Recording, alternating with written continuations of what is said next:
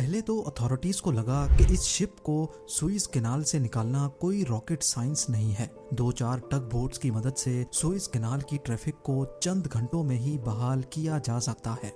लेकिन मामला तब शिद्दत इख्तियार कर गया जब 300 टन पुलिंग पावर वाली टग बोट्स भी इस शिप को 1 इंच क्या 1 सेंटीमीटर भी नहीं हिला सकी। दुनिया के सबसे इम्पोर्टेंट शिपिंग रूट पर ट्रैफिक जैम हो रखा था, जिसकी वजह से हर गुजरने वाला घंटा करोड़ों डॉलर का नुकसान दे रहा था। रातों रात रेस्क्यू एक्सपर्ट्स बुलवाए गए, दर्जनों एक्सकवेटर्स की मदद भी ली गई, लेकिन इस देव वेसल के सामने ये सब किसी मजाक से कम नहीं था। 6 दिन तक एड़ी चोटी का जोर लगाने के बाद जब सारे हिम्मत हार बैठे तो नेचर की ताकत हरकत में आ गई।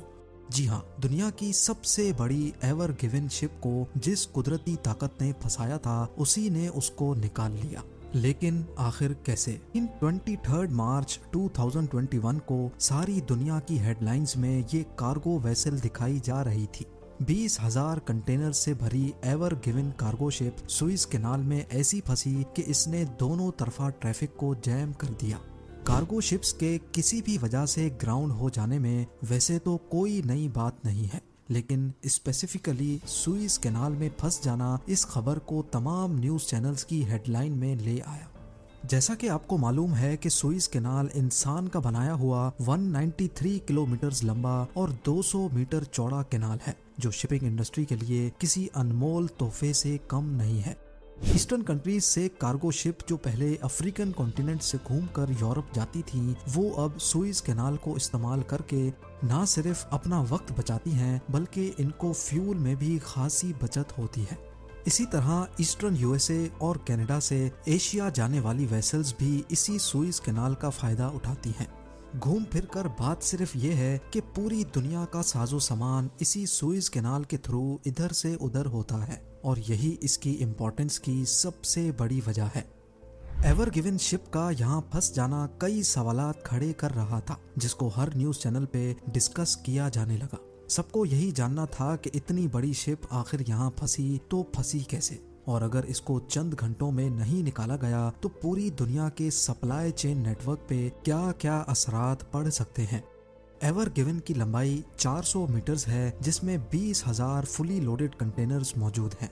1 अरब $US से भी ज्यादा के गुड्स लेकर जाने वाली इस शिप के अगर कंटेनर वेट की बात की जाए तो सिर्फ इनका वजन ही लगभग 3,50,000 टन बनता है।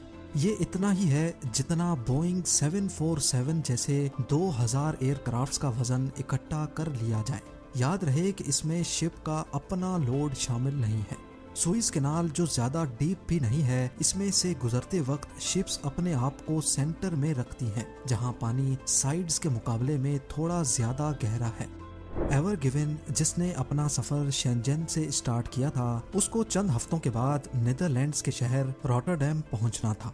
नॉर्मली सुइज कैनाल सुबह सवेरे क्रॉस किया जाता है जब विंड कंडीशंस नॉर्मल होती हैं, लेकिन इस दिन मामला दूसरे दिनों के मुकाबले में काफी अलग था। इस दिन सुइज कैनाल में तेज हवाओं और रेत के तूफान का खदशा था, जिसकी वजह से कई शिप्स ने कैनाल को इस्तेमाल करने से गुरेज किया। लेकिन एवर गिवन के कैप्टन को लगा कि वो इन हवाओं का सामना कर लेगा। शायद इसमें कैप्टन का भी कसूर नहीं था, क्योंकि शिपिंग इंडस्ट्री में बहुत किस्म के प्रेशर होते हैं, जिसमें सबसे बड़ा फाइनेंशियल प्रेशर होता है। वेसल का वक्त पे मंजिल तक पहुंचना बहुत जरूरी होता है, क्योंकि उनकी अगली बुकिंग्स पहले से हो रखी होती हैं। अगर किसी वजह से भी शिप डिले हुई तो अगली बुकिंग्स कैंसिल होना शुरू हो जाती हैं। ये सुइज कैनाल का सैटेलाइट व्यू है, जिसमें ये बिल्कुल सीधा साधा नजर आ रहा है, लेकिन असल में यहाँ से गुजरना इतना सीधा नहीं होता।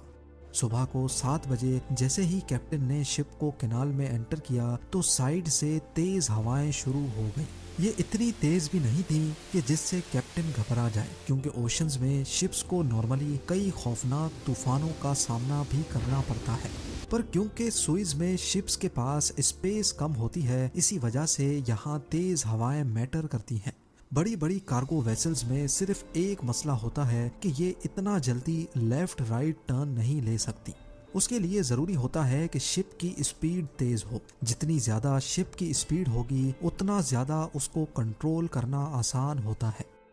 50 मीटर तक ऊंची यानी करीब 16 फ्लोर बिल्डिंग जितनी शिप को जब साइड से तेज हवाएं लगी और शिप की स्पीड भी इतनी नहीं थी तो शिप अपना कंट्रोल खोने लगी। इस चीज को ओवरकम करने के लिए कैप्टन ने वेसल की स्पीड को थोड़ा बढ़ा दिया ताकि शिप को आसानी से कंट्रोल किया जा सके। स्पीड बढ़ने की वजह से शिप का कंट्रोल तो वापस आ गया, लेकिन एक और नेचुरल फिनोमेना ने गड़बड़ कर दी। जब स्पीड बढ़ती है तो नेचुरली शिप के साइड्स पे पानी का प्रेशर कम हो जाता है। इस प्रेशर ड्रॉप की वजह से दोनों साइडों पर प्रेशर एक जैसा रखने के लिए शिप लो प्रेशर वाली साइड पे खिसक जाती है, मूव कर जाती है। और एवर गिवन के केस में भी एग्जैक्टली ऐसा ही हुआ। एक पॉइंट पर आकर कैप्टन ने नोटिस किया कि शिप राइट साइड पे सक होती जा रही है। अभी वो कुछ और करता कि शिप का फ्रंट राइट बैंक में बुरी तरह मिट्टी और रेत के अंदर धंस गया, जबकि उसकी टेल लेफ्ट बैंक में जा फंसी। लाखों टन वजनी एवर गिवन ने पलक झपकते ही पूरे 200 मीटर सुइज कैनाल को बुरी तरह से चोक कर दिया। ये ब्लॉकेज रेड सी और ग्रेट बिटर लेक के दरमियान ठीक इस पॉइंट पे हुई थी। सुइज कैनाल से एक दिन में 70 के करीब शिप्स गुजरती हैं, लेकिन ये कोविड-19 पेंडेमिक का दौर था और तब चाइना से पूरी दुनिया में धड़ाधड़ सप्लाईज जा रही थी। इसी वजह से सुइज से गुजरने वाला ट्रैफिक भी मामूल से थोड़ा ज्यादा ही था। पहले दिन ही 100 से ज्यादा शिप्स रेड सी और ग्रेट बिटर लेक में लाइन बनाकर खड़ी हो गई। इस खबर ने न सिर्फ शिपिंग इंडस्ट्री बल्कि मेन स्ट्रीम मीडिया पर भी अपनी जगह बना ली। सबका इस मामले में परेशान होना एक तरह से ठीक भी था, क्योंकि वर्ल्ड वाइड ट्रेडिंग का 13% हिस्सा सुइज कैनाल पे डिपेंड करता है। एक एस्टीमेट लगाया जाए तो हर महीने $308 बिलियन की ट्रेड सिर्फ सुइज कैनाल के जरिए होती है। ये कोई छोटा मोटा अमाउंट नहीं है जिसको नजरअंदाज किया जाता। दूसरी तरफ ब्लॉकेज साइट पर एवर गिवन को निकालने की कोशिश चल रही थी। शिप का फ्रंट बुरी तरह से मिट्टी में धंस चुका था। एक्सकेवेटर्स मंगाए गए जिन्होंने शिप के साइडों से मिट्टी हटाना शुरू कर दी।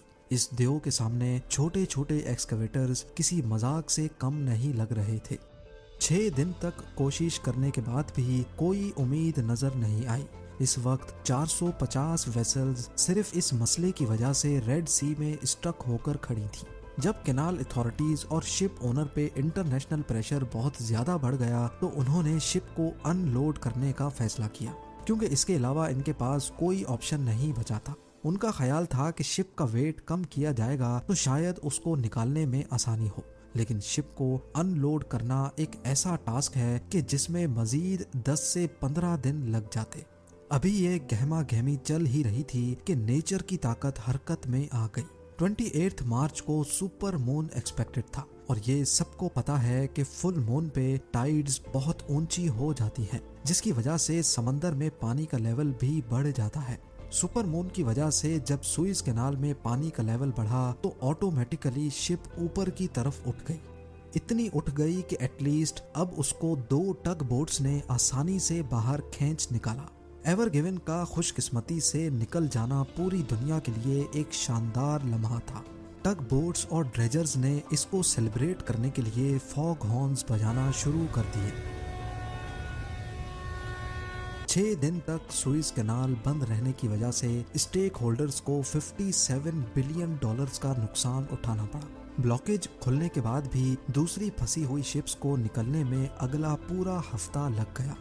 इस वाक़े से ये बात तो पूरी दुनिया को क्लियर हो गई कि शिपिंग कैनाल्स का ना चाहते हुए भी पूरी दुनिया पर बहुत असर पड़ता है। ये वीडियो भी आप लोग भरपूर लाइक और शेयर करेंगे। आप लोगों के प्यार भरे कमेंट्स का बेहद शुक्रिया। मिलते हैं अगली शानदार वीडियो में।